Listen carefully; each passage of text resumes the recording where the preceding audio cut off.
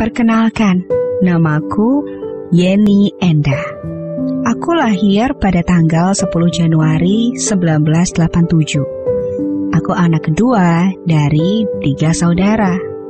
Ayahku bernama Fadoli dan ibuku bernama Sri Rohmiatun. Aku seorang penyandang disabilitas langka, Friedreich's ataxia, yang memiliki hobi membaca dan menulis. Tulisan-tulisanku bisa dibaca di yeniendah.blogspot.com. Friedreich's ataxia adalah penyakit gangguan koordinasi otot atau ataksia yang disebabkan oleh kerusakan sistem saraf yang bersifat degeneratif. Penyakit ini terjadi karena adanya mutasi pada gen kromosom 9 dan merupakan penyakit yang diturunkan secara autosomal resesif. Kelainan ini pertama kali dijelaskan oleh Nikolaus Friedreich yang berasal dari Jerman. Gejala-gejala awal penyakit ini adalah koordinasi badan yang buruk. Contohnya adalah kesulitan berjalan. Penyakit ini juga dapat mengakibatkan skoliosis, penyakit jantung, dan diabetes, tetapi tidak mempengaruhi fungsi kognitif. Penyakit ini akan semakin parah dan pada akhirnya kursi roda dibutuhkan untuk bergerak. Penyakit ini muncul pada 1 dari 100.000 orang. Bertepatan dengan Hari Ibu, aku ingin berbagi cerita tentang kehidupanku sebagai penyandang disabilitas Friedreich's ataxia bersama ibuku. Ibu yang selalu menyayangiku tanpa lelah dan tak pernah menyerah menemaniku menjalani kehidupan ini.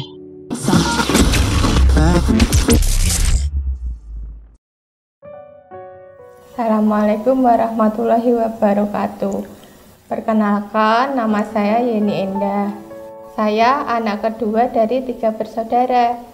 Saya lahir tanggal 10 Januari 1987. Bapak saya bernama Fadoli dan ibu bernama Sri Rohmiatun. Saya adalah Oda Langka Friedreich ataxia. Saya menjadi difabel saat umur 19 tahun. Mungkin teman-teman banyak yang bertanya, apa sih itu Friedreich ataxia? Dan mungkin terdengar asing. Kelainan langka adalah suatu penyakit yang menyerang seseorang, perbandingannya 1:100.000. Dan saya adalah salah satu orang yang beruntung memiliki kelainan langka itu. Kenapa saya sebut beruntung? Ya karena tidak semua orang memiliki kelainan langka itu. Nah, mungkin teman-teman bertanya, apa itu Friedreich ataxia? Friedreich ataxia itu diambil dari nama penemunya, yaitu seorang peneliti dari Jerman, Nikolaus Friedreich. Nah, Friedreich ataxia itu menyerang kromosom 9 saya.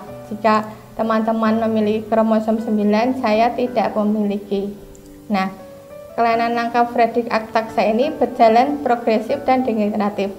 Artinya berjalan perlahan. Saat 19 tahun, saya sudah kehilangan motor kaki, sehingga tidak bisa berjalan, dan beberapa tahun ini sudah menyerang motorik tangan saya. Tangan saya kontraktur, kaku. Nah, saya memiliki hobi menulis dan membaca. Memiliki kondisi tangan yang kontraktur tentu membuat saya kesulitan untuk menulis dan mengetik karena hanya menggunakan 1 jari saja untuk mengetik. Tapi bagi saya itu tidak masalah karena saya sangat menyukai menulis. Nah, jika teman-teman ingin membaca tulisan saya sudah mempostingnya di blog pribadi saya, yaitu yeniendah.blogspot.com. Silahkan teman-teman bisa berkunjung ke blog saya.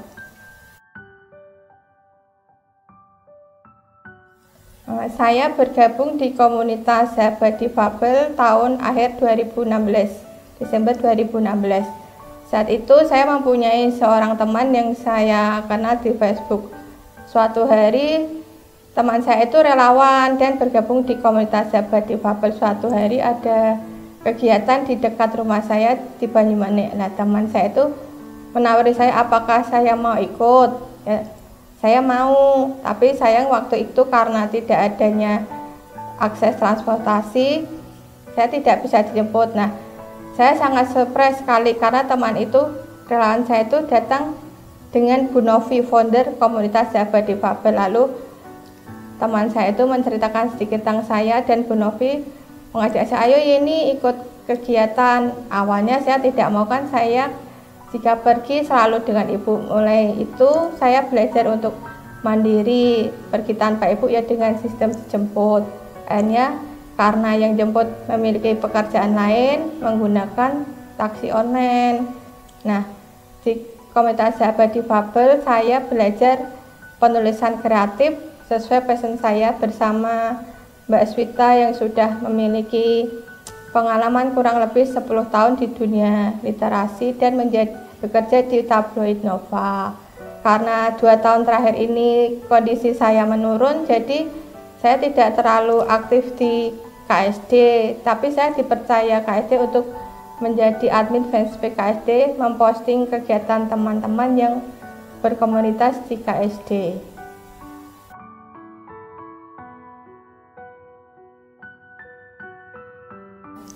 Tentu untuk berdamai dengan diri sendiri, menerima kondisi saya bukan hal yang mudah.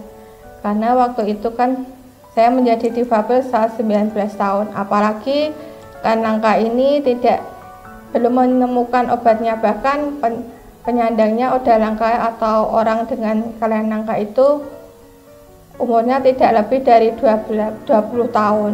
Padahal waktu divonis dokter 3 bulan lagi umur saya 20 tahun. Tentu saya sangat sedih rasanya, tidak pengen apa-apa, pengen menangis, istilahnya dunia yang berseri menjadi mendung.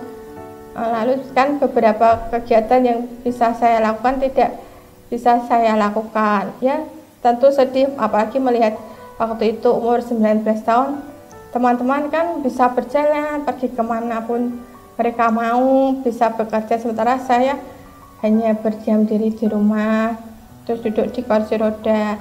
Tentu sedih, tapi saya lalu teringat dengan ibu, dengan bapak, dengan keluarga. Saya juga mempunyai teman-teman yang mendukung. Kan belum banyak yang tahu kalau saya itu tidak pakai kursi roda, kan tadinya saya bisa berjalan walaupun cincin.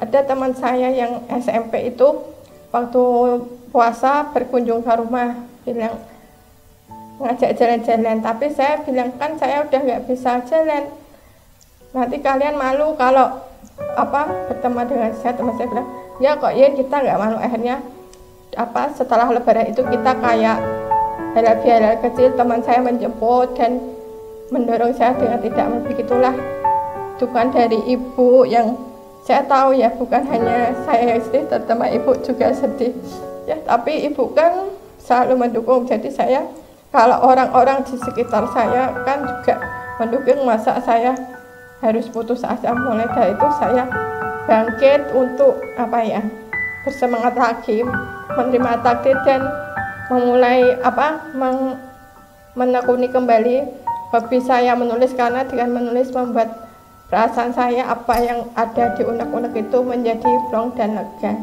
Mulai saat itu saya sudah bisa berdamai, karena ini kan takdir dari Allah. Pasti tidak ada yang mau menjadi seperti saya difabel. Ibu saya pasti juga tidak mau memiliki anak yang difabel. Pasti orang tua ingin memiliki anaknya yang sehat dan sukses. Tapi sudah takdir diterima, insya Allah. Kan tidak ada manusia yang Allah ciptakan dalam keadaan sia-sia, meskipun memiliki kekurangan pasti Allah memberikan suatu kelebihan untuk saya ya. Setelah itu sesuai proses saya berpikir, saya kan mempunyai kemampuan untuk menulis, kenapa tidak saya kembangkan. Mulai itu saya kembangkan hobi saya menulis, dan alhamdulillah saya merasa mempunyai manfaat dengan menulis, karena tulisan saya sering mendapat apresiasi dari orang lain, bahkan dari Bapak Gubernur Ganjar Pranowo saya pernah diapresiasi dengan sebuah laptop.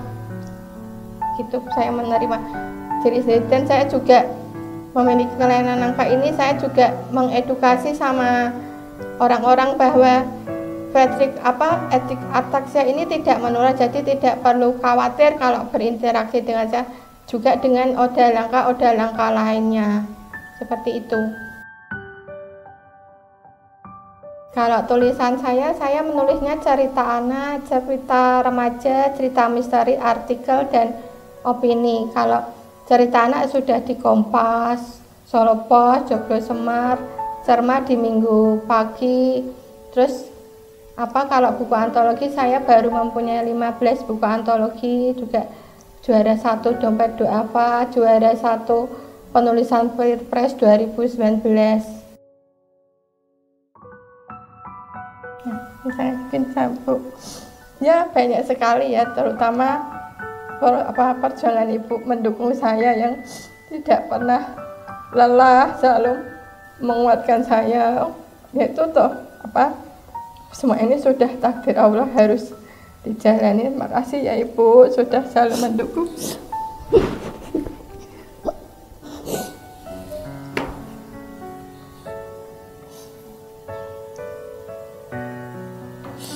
Maaf menangis.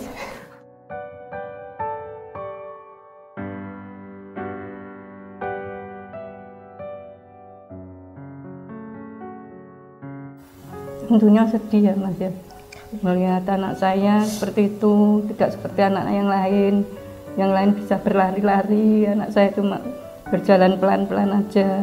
Dan saya juga sudah mencoba untuk memeriksakan anak saya, tapi waktu itu di dokter umum, saya tidak tahu kalau nanti itu anak saya itu harus disaraf mungkin, tapi saya seringkali ke dokter umum sudah harus sampai ke alternatif segala supaya anak saya itu bisa sembuh seperti anak-anak yang lain, tapi ternyata Allah menakdirkan lain.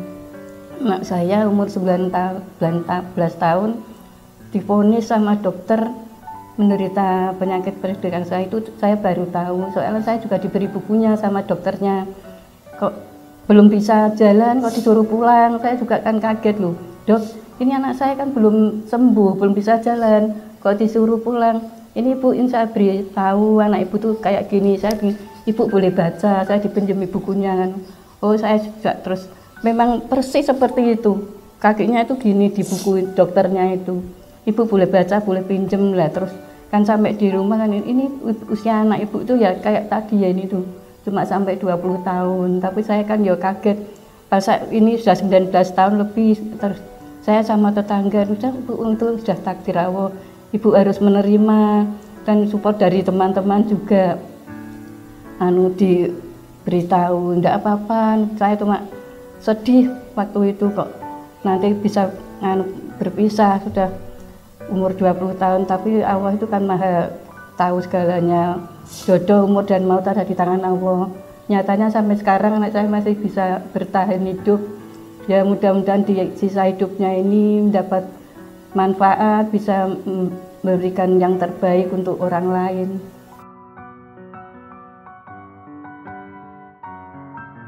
Ya, saya bahagia ya sekarang ya, karena ya ini sudah bisa mandiri secara finansial, sudah bisa melakukan apa saja sendiri, dan kadang malah membantu saya sudah nggak tega kalau dapat apa-apa dari Yeni, tapi itu mungkin bukti Yeni berbakti sama orang tua.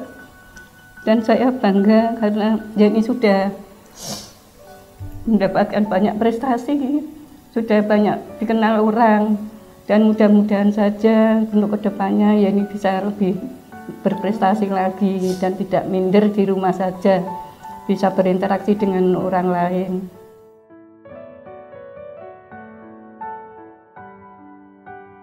Saya sudah jauh-jauh hari menyiapkan untuk bekal Yeni, terutama bekal ilmu agama.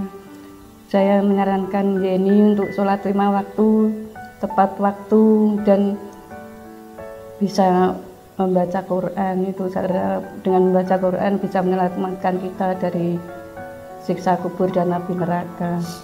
Itu.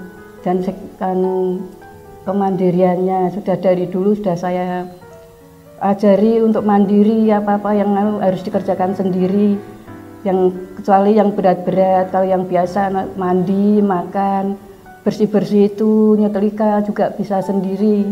Jadi saya tidak perlu khawatir. Dan ini kan punya adik laki-laki, adiknya juga saya sudah beritahu kalau besok kamu itu harus membantu Yeni. Dan mulai sekarang kayak tadi yang jemput tadi itu sudah mulai mau gotong-gotong Yeni, itu gendong-gendong itu sudah saya ajari sudah dari dulu. Jadi saya kalau meninggalkan Yeni sewaktu-waktu, saya sudah tidak khawatir lagi, sudah ada yang menjaga dan ini mungkin ya sudah bisa mandiri sendiri gitu.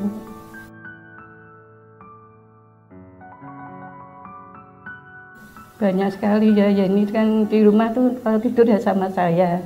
Nah, jadi kalau mau apa kegiatan apa sering curhat, mau nulis, ikut lomba juga sering minta doa. Dulu waktu dia itu kayaknya kalau mau nulis tuh tidak bilang sama saya, mungkin kejutan nanti. Terus tidak pernah menang itu. Terus minta doa sama saya. Kok alhamdulillah saya tahu kegiatannya, saya doakan kok terus bisa kayak gini sukses, alhamdulillah. Dan banyak sekali kenangan. Kita kan sering bercanda berdua, cuma ya ini kan satu-satunya cewek, jadi mungkin dekat sama saya gitu. Ibu adalah sosok yang tidak pernah lelah dalam mencurahkan kasih sayang pada anaknya. Dalam kondisi apapun, seorang ibu akan terus berjuang memberikan yang terbaik untuk anaknya. Meski air mata terkadang mengalir, namun seorang ibu akan selalu tegar dan kuat menghadapi berbagai ujian dalam kehidupan ini. Terima kasih Ibu, dengan kelapangan hatimu dan kekuatan cintamu telah mau menerima anakmu ini dengan segala kelebihan dan kekurangannya.